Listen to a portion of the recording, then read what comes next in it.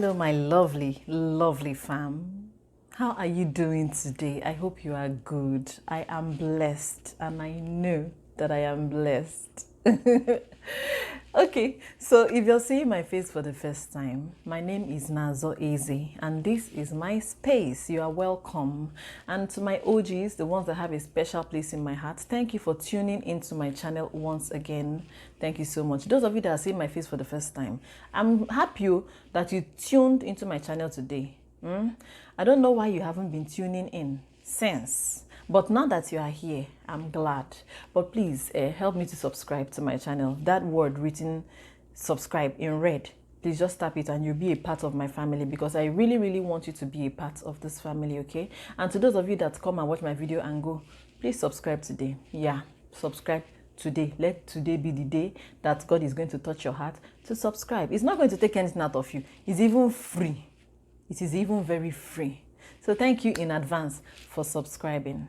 So fam, today I thought it's time for me to share this story with you guys. I want to share with you what God did for me, because you see, this God, he loves me too much. Like, he loves me too much. I don't know what I have done to deserve the kind of love that my Father in heaven gives me. Like, I do not know. Ignore that girl. That's my daughter, Ziva. I don't know why anytime I'm making videos, she'll be marching up and down. Just ignore her. So I was saying, I don't know what I've done to deserve this kind of love that he has bestowed onto me. Anytime I call on him, he hears me and he answers me. And even there are times that I don't even say the prayer. Once the thought forms in my heart, he answers me. He hears me and he answers me. Like, I don't know. Oh God. You know what? Let me not start getting emotional. Let me just dive into this story. I'm telling this story because I promised God that I would share this testimony on all my platforms. Any platform I have, that I'm going to keep sharing this testimony for the world to know about his goodness to me and to his children. Okay, so this story is about my last baby, Boo Boo. It all started when I found out, it all started when I went for the scan to know the gender of the baby, because this pregnancy, this is my last pregnancy, it was totally unexpected. I don't even know how it happened, honestly, because I was in my safe period when this baby entered, but somehow God put him there. And then,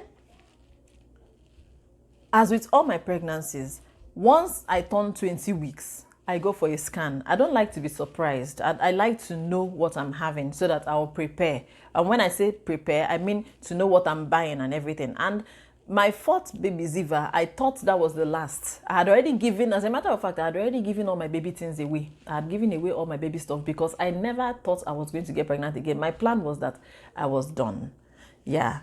Only for me to take in again. So on the 20th week, no, I didn't wait till the 20th week. I think on the 16th or 17th week, I decided to go for the scan to find out the gender of the baby. So when I got there, they scanned the guy, what do they call them? I think it's the sonographer or the ultrasound technician. He told me I was having a boy. Yeah, I knew what I was having a long time ago, but I didn't tell anybody till he came out. I wanted to surprise the whole world. Yes. So I knew I was having a boy, but the guy told me, but I didn't really pay attention to his face. I was just elated that he said it was a boy. And I was like, okay, God, it's all worth it. Even though I did not want this pregnancy, finally you have blessed me with another baby boy. Thank you, sir. I did not, when I was still reveling, I was still basking in the joy and everything, I did not pay attention to the guy's face. He was typing what he was typing. So after typing, he gave me the envelope, and then I went to my hospital and I handed the envelope. It's envelope, they used to call it. I handed it over to my doctor, and I went home. Only for the doctor to call me the next day, 2 days later, to tell me that there's something that I need to come in to the hospital, that there's something about the scan result that I gave her, that there's something she's not comfortable with, that it's like something is wrong. I say, did she say something's wrong? She said yes. I was like, wait, something is wrong with who? With me or my baby? And she said that, yeah, that it's like something is wrong with the baby. In fact, that thing that she did, I did not like it because she was not supposed to tell me that in a pregnant woman, you are now telling her something that will give her a balamanyenu. She now told me that there's something wrong. I was eating. I remember that I was eating when this call came in.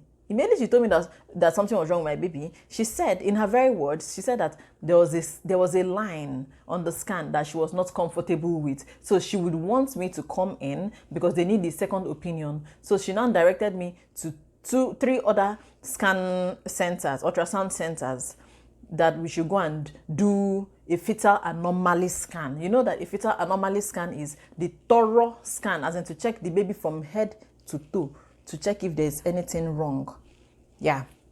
And that one is usually more expensive than the normal scan. So she said she gave us 3 options, and we decided to go to the one, we went to, hey, I've forgotten the name of that one, but it's in Festac. I think clinics. So when she said this thing to me, appetite, of course, my appetite flew out of the window. I pushed my food to one side and I was like this. My husband now came in. I was like, what is wrong? I said, the doctor called me and this is what she said. And then he now picked offense. He was like, but why would she tell you that type of thing? She shouldn't have told you. I said, that is it.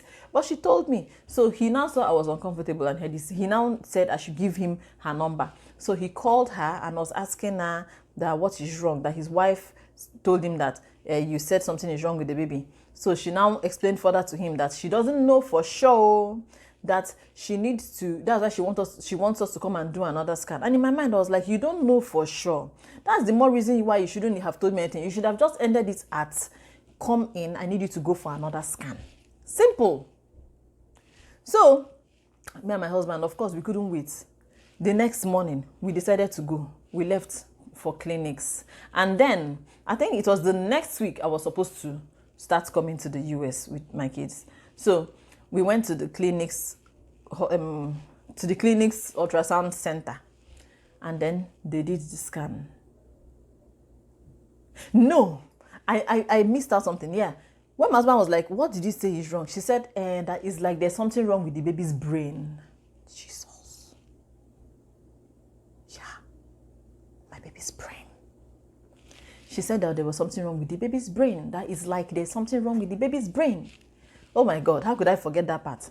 So on our way to the clinics, I was, of course, that night I did not sleep. I was on Google, scaring myself shitless, reading all sorts of nonsense about baby's brain, hydrocephalus, all those things. Yeah, I was reading all sorts of things. Hey, I did not sleep. The very next morning, off we went. So we got to the scan center, and then it was our turn. We went in for the scan. The scan technician over there was a Yoruba guy. We now told him that I now handed over the what they call it, I don't know, because our doctor now wrote something for me and said I should go and give them there. It was when we now went to see the doctor for them to give me what I was supposed to give the other scan guy, so that he would know what to look out for, that she now told us that it's like there's fluid in the baby's brain. Yeah, in the left ventricle. She now explained it to us there, that there is fluid in the baby's left ventricle of his brain, that we should go and do the scan, the anomaly scan. On our way going, I just kept on talking. I don't know why I was talking. I was just talking. I think that was my way of coping with the emotional stress I was going through. My husband, on the other hand, was like, he was not saying a word. I was just trying to calm the situation down. I was trying to imagine all sorts of things, that maybe it's all right. But hey, brain, water in my baby's brain. As in, I was just talking. And then we got there. When it was our turn, we went in. I was lying down on the bed. Then the scan technician guy, he now said yes, that the other scan was right, that there's water, that there's fluid in my baby's brain. He now showed us a dark spot. Me, I did not understand what I was looking at. All I know is that immediately he said that it is true, that there is fluid in my baby's brain, the room suddenly got very cold. My people, I was shivering. Like, I was shaking on the bed. And I know it was not the room that was cold. I was just, you know when it is when you're emotionally stressed. I was so tense. I was so scared. Like, I can't describe what I was feeling at that point. A lot of things were running through my mind. I was like, God, now that you have given me this boy, I did not want another baby. You sent this one, and then it happened to be a boy. And then it's not like dangling meat in front of somebody and then you will not take it away. I was like, why this one? So while all those thoughts were going through my mind, the scan guy, on the other hand, remember I said he's a Yoruba guy. He was trying to calm us down, speaking English, saying that it's okay, that they see things like this all the time, that it happens all the time. He was just trying to assuage or allay our fears and all that. And then on the other hand, he now sent his assistant to go and call one other doctor who also happened to be Yoruba. And then that one now came. They were now speaking Yoruba. They did not know that my husband understands Yoruba. It was later that my husband now told me what they were saying. My husband told me what they were saying after I had given birth to the baby. He didn't want to tell me right there. So he was now telling the one in Yoruba that, hey, there's only God that can save this baby, that they should just be praying and all that. Like, but I didn't know. My husband knew. I did not know. I was just there shaking on the bed that my baby is not normal. The guy will speak Yoruba to his colleague and then speak English to us, telling us it's okay. Shebi, you are traveling abroad. It's even good that you are traveling to the US so that you can go for other scans, so that they can check and see what they can do, that they can correct it. It can even disappear on its own. I know he was just saying all that. At that point, I knew that he was just saying all that so that maybe I will not freak out right there. He just wanted us to be calm enough to leave. So we left though. And then that night, I did not sleep. I remember I called my mom and told her that, see what they said. And she was like, okay. Meanwhile, there was this visioner. Yeah, because I come from a very spiritual home. We are spirikoko, visioners and everything. Even my brother is a visioner. So there was this visioner that, even my sister self is a visioner. So there was this visioner that was living in our house with my parents. So they were praying that night, and the visioner now told her that there's something that is blocked in my baby's body, that they need to unblock that thing with prayers so that whatever it's supposed to be flowing will be flowing well. Meanwhile, the way the technician explained it was that there's somewhere that is blocked, that the fluid is not flowing out. So it is enlarging that left ventricle of the brain. Yeah, and that my baby might need surgery. That was what he said. So I told my mom, and then my mom was like, see what this visioner told her. Meanwhile, I had already fired prayer all through the night. I did not sleep. I kept on praying until suddenly I had peace. Like, this peace that I cannot explain came over me, and I was calm. And then I slept. That was early morning. I now slept. I had this feeling that everything would be fine, and then I slept. And I woke up in the morning and told my husband that, see, that all is well, that everything will be fine. But I think I'm more spiritual than he is, because he was still worried. I wasn't so worried. I was a little bit worried as a human being, but I knew that God had settled the matter. And then off to US I went. We got here, and then we scheduled a scan. I went to see my doctor over here, and then we scheduled the scan. And the day we went for the scan, but before we went for the scan, when I got here, there was Hallelujah Challenge going on, organized. Hallelujah Challenge now that Pastor Nathaniel Bassi always organizes on Instagram. So I joined in that Hallelujah Challenge. I was always praying. Even though I had peace, I was still praying about it. Telling God not to that he should change that situation. And then there's this there was this Holy Communion cups, not cup. There was this, I was ministering Holy Communion to myself every night, midnight, 12 a.m. I did it for 2 weeks. For 2 weeks, I kept on praying and then taking the Holy Communion. And that was before I went to see the doctor. So the day I went for the scan, the day my appointment came, we went there. I did not tell, my sister was like, I shouldn't tell the scan technician, the Igbo woman, I shouldn't tell her what was wrong. Let her do her own and let's know what she's going to say. We got there, I was there, and then she checked. She checked everything. It took a while. Fetal anomaly scan. It took a while. When she was done, she just told us that it's a boy. We said, yeah, we already know. And then we left. And then I went to my doctor. On my appointment day, my doctor checked and said, but there's nothing wrong. He said, there's nothing wrong with the baby. I was like, check his head, though. Check the brain side. Because see the scan from Nigeria, that there's fluid in the left ventricle. This one said, there's nothing. I can't see anything. Everything is clear. Hey! God had done it. God, he cannot fail. He does not ever fail. He's too faithful to fail. He had done it. I knew there and then that God had done it. This man said, I kept on asking, are you sure? He said, yes. I look at it now. He showed me that everything is fine. The brain is fine. There's no fluid anywhere. Everything is clear. This God, I can never leave him. He does as in the impossible. He makes impossibility. Why did they say that? He makes impossibility to be possible. He can do and undo. Like he cleared that fluid.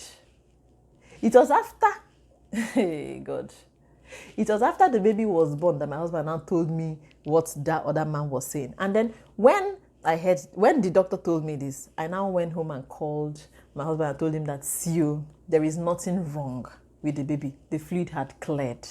I now called out my doctor in Nigeria and told them that, see, I had to take a picture of the scan and send to them that there was nothing there. And they were like, wow. Because I remember that when I was leaving, when they were giving me the fit to fly letter, he told me that he would like to know, I should call him, that he wants to know the outcome of this case. That was when I knew, that was another point when I knew that this thing was serious. For them to say that they were interested in knowing the outcome of the case, it meant that it was a serious thing. But God cleared it.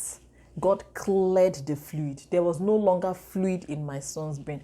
God, because I remember them praying, telling God that you sent this boy to me. I didn't even ask for him, but you sent him to me. So I need you to give me a perfect child. I need him to be perfect from head to toe. I need you to clear whatever blockage that is there. I need everything to be flowing well. Like, I said all this, and he answered me. He cleared it. And I promised him that if he does it for me, that I will share this testimony on all my platforms, that I will share this testimony. Everybody I come across would know of his goodness to me. They will know of his wonder-working power. And that is why I'm sharing this testimony here, to encourage you. What is that thing that you're asking God for? Like, that you feel like it is impossible. He can make it possible. What is there? What's there? It's nothing. Like, it is nothing. Because me, my brother, remember I said that my brother is a visionary. He has told me before that anytime that the kind of love God has for me, that there is nothing I ask God to do for me that he doesn't do. That all I need to do is to enter my room, kneel down and pray, and he answers. And that thing is true.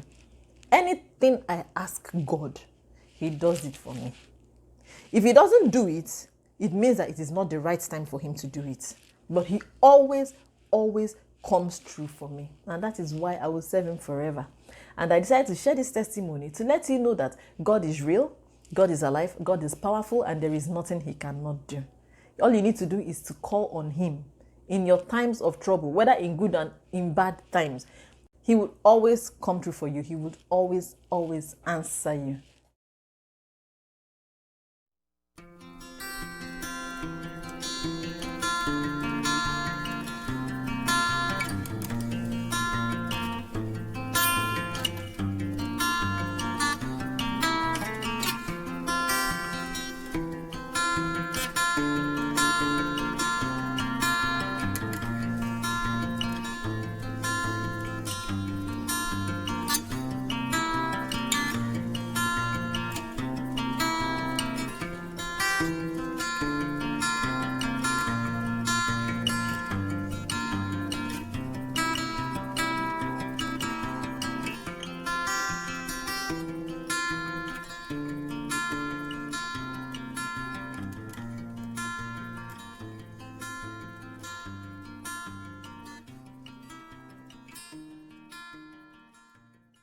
So I'm glad that I was able to use this platform to share this message. Whatever it is you're asking for, Just have faith and he will do it for you. So I've come to the end of this video. Because you have watched this video up till this point, he will grant you your heart's desires. He would always come through for you. He would meet you at the point of your needs. Thank you so much for watching. Stay safe, stay blessed, and I would see you in my next video. Bye.